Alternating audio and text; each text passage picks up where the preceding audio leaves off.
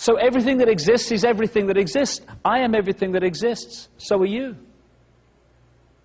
The more you realize that, the more you open up to the full infinity of who you are. Your life transformed. Your vision of yourself is transformed. Your vision of everything is transformed. The more you see yourself as just an individual, ordinary little man and woman in the street, I got no power, mate, what can I do? Once you do that, you are shutting yourself off from the infinity of who you are, and you become a fraction of what you are. And then you are able to be controlled, but only then. Which is why this understanding has been so suppressed. That's where most people live their lives. In a sense of, I can't, mate, I could never, mate, all the best things in life happen to someone else, mate. Oh, what can I do? And when we're there, piece of cake, manipulator in one hand while having a cup of tea in another. When we're here, we're a manipulator's nightmare. Breaking the eggshell. Breaking the sense of limitation. Breaking the sense of fear. The fear of what other people think of us. How many people watching this video now would love to say something, but they think, oh, God, what will my mother say? Oh, what will they think of me? Oh, you'd love to do something in your life, and you say, oh, well, what will they think? I couldn't give a damn what they think. They have a right to think what they like, but so do you and so do I. We forgot that. And once we start believing that because people are different to us, they must be wrong, then we're in a situation where whoever sets the norms in society runs the world.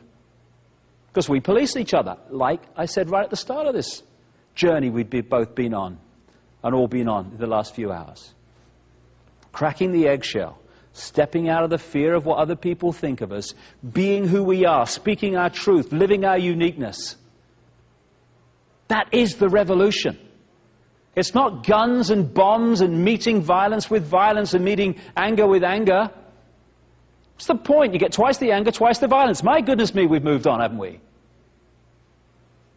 The way out of this is the ultimate revolution.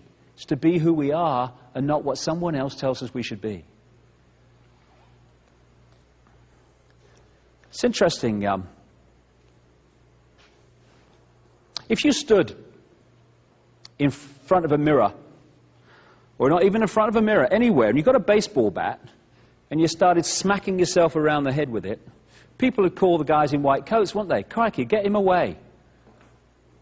And yet that's what we're doing all the time. When we express that violence to another human being, or to an animal, or to anything, we're actually expressing it to ourselves, because that is us. We are all each other, because we are all this infinite mind. And because we've lost sight of the fact that we are everything, and what we are inside is what we externally create, we go round, because of the manipulation, we're like walking, talking movie projectors. Let me put it this way. Our inner self, our state of being, our attitudes, are resonating us to a certain vibrational frequency. You change your attitudes, the frequency changes. Hate has a certain frequency. And when we feel hate, we resonate the energy around us, that is us, to the hate frequency. We feel love, we resonate it to a different frequency. This energy that we put out with this vibrational code within it, created by our thoughts and attitudes, then draws towards it a reflection of itself. Other energy fields, people, places, ways of life, experiences that sync with what we're putting out.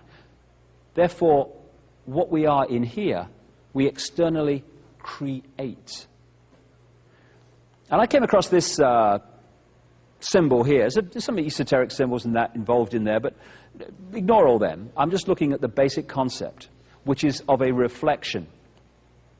There was a guy, a writer called Longfellow. I think it was Longfellow who wrote this. Anyway, some tall chap. And he wrote a story about how someone drowned thrashing in the water, fighting with their own reflection. And again, if you saw someone next to the river doing that, you'd call the white coats. They'd be on call all day, wouldn't they? But that's what we do, all of us, all the time. We seek to change what we've created by thrashing at the reflection instead of looking at what's creating it. So when things are happening in our lives we don't like, and we're drawing people into our lives we don't like, and we're drawing experiences we don't like, instead of saying, why am I drawing these in? What is it about me that's creating this? What is it I'm putting out that's drawing this reflection in that I don't like? This pain in the arse is giving me a hard time. Instead of taking that power back and responsibility for what we create in our lives, we look out there for it. Boom, boom, boom. And we're encouraged to. And so we're in a situation where we're looking at the reflection, trying to change what's going on, when we need to change what is being reflected. You know, if you're standing next to a river and you see a reflection of yourself and you don't like it very much, you can throw stones at it, you can cuss it, you can kick it, you can jump in and thrash around. All that external thing, which we do in our lives all the time. You're responsible, it's your fault, I'm in this position, out there, out there, out there, externalizing responsibility. But once all that thrashing around is finished in the river, and once you've thrown all those stones in, everything settles down again, and exactly the same reflection is being reflected as was before, because the reflection is merely, literally, a mirror of what is being reflected. We change inside, we change out here. This is the thing that we've been pressured, encouraged not to understand. Evolution's very, very simple. Very simple. Goes in this sequence. Experience, learn from the experience, evolve as a result of the experience. If at stage one, we're putting out energy, reflecting our state of being, and we draw in a certain experience as a result, person, place, whatever. If at the point where we don't like the experience, we are blaming everyone else out here. It's your fault, it was Ethel in 1963, it was me mother, it's me colour, it's me sexuality. What is pulling that experience in is not changing, because we're blaming everyone else for it. So what happens is, because what's going out hasn't changed, what comes back doesn't change, and we hit these cycles in our lives, and we've all had them, and all still have them, where the same things keep getting repeated. We pull in the same type of person to have a relationship with. We pull in the same situation in work. Nothing ever works in our lives. And yet, when you look at that, what that is evolutionary, just running on the spot. We're not moving because we're not changing what's creating what we don't like. So it goes on and on and on. Once we take responsibility back and stop looking out here to change what's going on and look at what's reflected out there, then in the same situation we say, hold on a minute, why have I pulled this experience in? What is there to learn? What is it about me that's done this? Okay, got it. At that point, your attitude, your imagination of yourself changes. When that changes, what you resonate out changes, so you start pulling in different experiences that reflect the new vibration you're putting out and not the old one. And when you kind of get into this mode of taking responsibility back, suddenly things dramatically change. And you can evolve ever so quickly. You pull in an experience. Oh, right, what is there to learn from this? Okay, got it. Change vibration, evolve. Pull in a different experience. What is there to learn from it? Got it. Change vibration, evolve. And you can move along so quickly in evolutionary terms once you start to open up to that. As more and more people on this planet are, as this cycle of change unfolds. Or you can stand here forevermore blaming every bugger else for things that you're creating and we're all creating.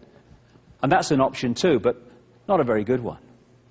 So what we put out is what we get back. We are in control of our lives. No one else. We've just kidded that we're not. For instance, I hear people, you must have heard this, where people go, nothing ever happens in my life. It's boring. It's boring, my life. Nothing ever happens. Everything I try, nothing kind of works, you know. And then you say to them, well, what do you want to do with your life?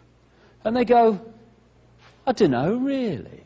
Don't know. Never thought about it. Now, I don't know, really, is actually a state of mind. Therefore, it is a vibrational frequency, and I don't know really goes out, and I don't know really comes in. Nothing ever works, because I don't know, really. If we can just focus on what we want to achieve and go with the intent, the most powerful thing we can do. What's our intent? What's our focus? This is what I want to do with my life. That intent goes out as a vibrational frequency, and it will always bring towards us experiences and challenges that lead us to achieve what we want to achieve. That's where most people give up. They say, oh yeah, I want to do this, I want to do that, I want to do the other, that's my intent, and the intent then draws towards us what we need to do to achieve that intent, and when it gets a bit challenging, we go, oh, God, well, I'd like to do it, mate, but not that badly, thank you very much. And we're out of the game. So if we want to be free, and we want the world to be free, that's what our intent needs to be. And then the challenges and what we need to achieve that intent will come towards us, and then we can meet them and all this is over. Because if we keep jogging on the spot, blaming everyone else, this is going on, and it's going to go on into another cycle for a very long time.